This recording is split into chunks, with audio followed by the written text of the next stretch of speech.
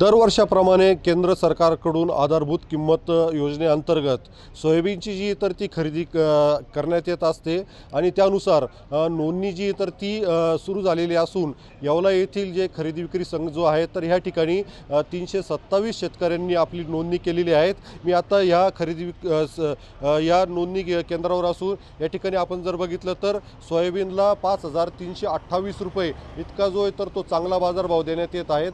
कारण की ही सोयाबीन जी तर ती बाजार समित्यांमध्ये साधारण 4000 ते 4500 रुपये इतक्या बाजारभावाने जी तर ती त्याला बाजारभाव मिळतो। मात्र या ठिकाणी या खरेदी केंद्रावर जे तर ते बारदान अभावी खरेदी जी ती अद्याप सुरू झालेली नसून बारदान जे तर ते लवकरात लवकर उपलब्ध करून देण्यात यावे, जेणेकरून शेतकऱ्यांना जो आहे तर तो बाजार समितीपेक्षा चांगला बाजारभाव मिळेल। कारण या ठिकाणी बारदान नसल्यामुळे या ठिकाणी खरेदी बंद आहेत।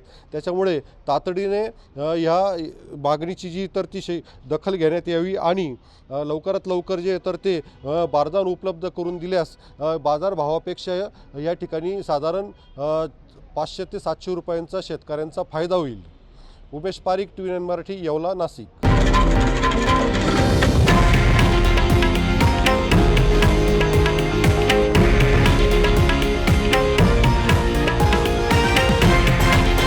हे आहे देशातील नंबर 1 न्यूज नेटवर्क आणि आपण पाहत आहात TV9 मराठी, एकमेव।